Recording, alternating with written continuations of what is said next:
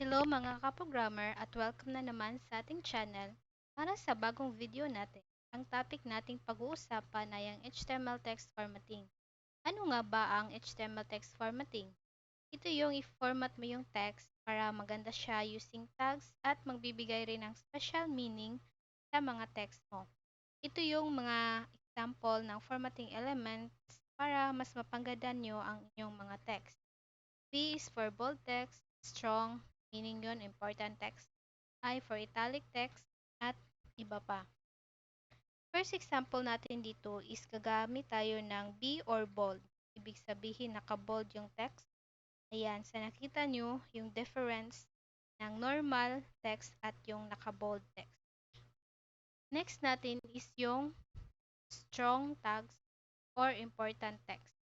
As you can see sa output, naka-bold din yung text niya. Ibig sabihin yan, yung browser mismo yung nagsasabi na itong text nito is important. Ang kaibahan lang ng bold tags at strong tags is yung strong tags ay ang papakita ng browser is naka-bold text sa command mong strong tags. Kasi nga, important text mo yung text na yon.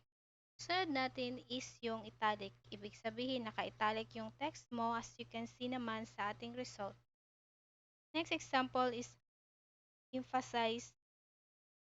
As you can see sa ating result, naka-italic din siya. Ang kaibahan lang nila is yung italic tags, ikaw mismo yung nag-style na italic yung text mo compare sa emphasize tags. Same siya na explanation doon sa ating bold and strong tags. Next example natin is yung smaller tags.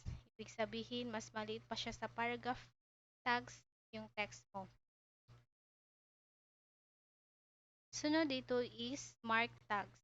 Ibig sabihin nun, naka-highlight yung ating text. Example dito, yung mark tags nakalagay sa word na milk at yung result natin nasa milk na word naka-highlight na.